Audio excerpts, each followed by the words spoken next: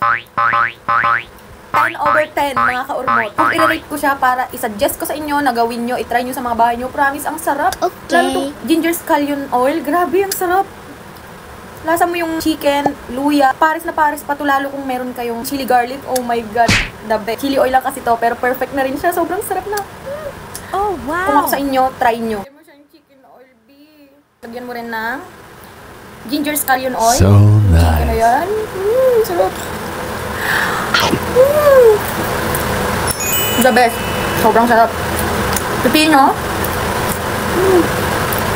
Perfect. Subukan nyo to, mga kaurmot. Ang sarap. Madali lang naman siya gawin mga kaurmot. Una, binabad ko lang ng 15 to 20 minutes sa suka at asin yung manok. Pagkatapos ay hinugasan ko ng maigi. Pagkatapos siguraduhin wala ng excess water. Saka naman natin titimplahan ng asin. Pahiran lang natin both side. Saka natin lalagyan ng sesame oil. Baka naman pwede nyong i-share sa akin kung saan na umabot ang video kong ito. Para naman alam ko kung saan na umabot yung mga ginagawa natin. Okay. Pag napahiran na ng asin, lagyan naman natin ng sesame oil. I-massage lang natin side by side yan. Ramasem nga nalaing. Kasla agramas di ko. Abali man tapanunot mo. Hayaan mo na nating ibabad hanggang 15 to 20 minutes para manuot yung mga pinahid natin. Habang ginagawa naman natin ang next na gagawin. Ayan, igisa lang natin sa rice cooker yung luya at spring onion. Sunod na rin ang bawang. Saka na natin ilalagay yung bigas na hugas. 2.5 nga pala yung ginamit ko dahil yun lang naman ang kasya dyan sa rice cooker na yan. Lagyan ng water. Kung paano magsaing ng normal na kanin, ganun lang din ang ilagay mong tubig. Chicken cubes, pampalasa.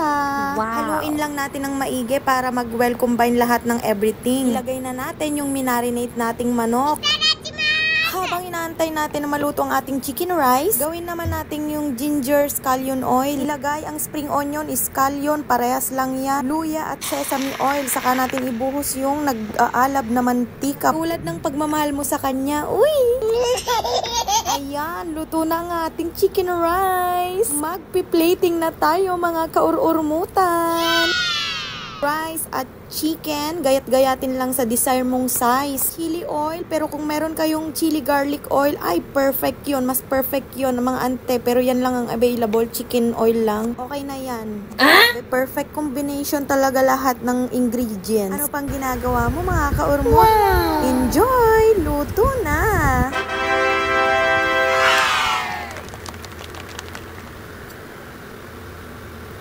Like, follow, and share for more videos, mga kaurmot.